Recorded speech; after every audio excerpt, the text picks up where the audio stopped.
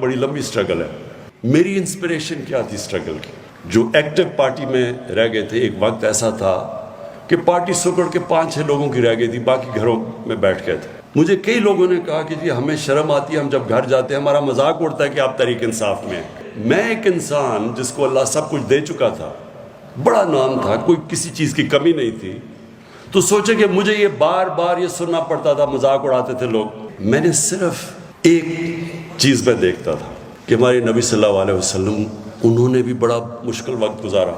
इंसान जिसको सबसे ज़्यादा अल्लाह पसंद करते थे, उनकी ज़िंदगी अगर आप स्टडी करें तो कितने मुश्किल वक्त से वो गुजरे थे।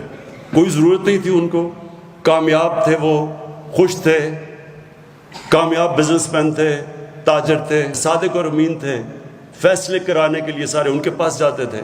तो एकदम जब वो राय हक पे आए तो लोगों ने मजाक उड़ाया उनका, क्या क्या नहीं किया उनसे। देखिए ये जो दो रास्ते हैं कि उनके रास्ते पे लगा जिनको नेमतें बख्शी, तो क्या वो नेमतों का रास्ता आसान रास्ता है? अगर आसान होता तो सबसे ज़्यादा नेमतें तो उन्होंने नबी सल्लल्लाहु अलैहि वसल्लम को बख्शी थी, तो उनका तो बड़ा मुश्किल रास्ता था।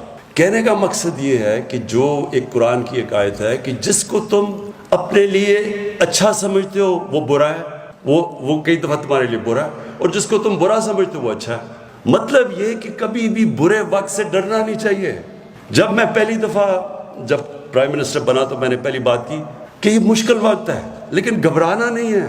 पाकिस्तान के नौजवानों, कभी ये ना समझना कि ज़िंदगी आसानी से हो जाएगी। अगर आसान ज़िंदगी है तो इसका मतलब कि आप ज़िंदगी में आपकी कोई हैसियत नहीं है। जो भी इंसान राय हक पे खड़ा होता है उसको मुश्किलों का सामना करना पड़ता है। जो भी अल्लाह ने पैगंबर दुनिया में भेजे वो सारों ने मुश्किलों का सामना किया, और वही आप मांगते हैं वो रास्ता। लोग चाहते हैं आसानियाँ, लेकिन रास्ता मांग रहे हैं नेमतों का, जिसको अल्लाह ने नेमतें बख्शी हैं। ये कभी ना समझें कि जब मुश्किल वक्त आता तो रोना धोना शुरू कर दें और मुश्किल वक्त आया क्यों।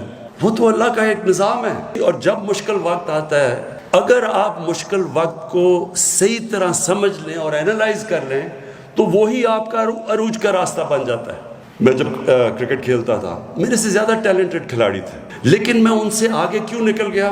क्योंकि जब मेरा मुश्किल वक्त आता था, मैं फेल होता था, तो मैं उसका पूरा तज्जिया करता था। रात को सोता नहीं था जब तक मैंने ये ना समझ लिया हो अपनी ज़हन में कि क्या मैंने गलतियां की। गलतियां जब मैं ठीक करता था तो मैं पहले से बेहतर हो जाता था। और यही है एक ही तरीका ऊपर जाने का।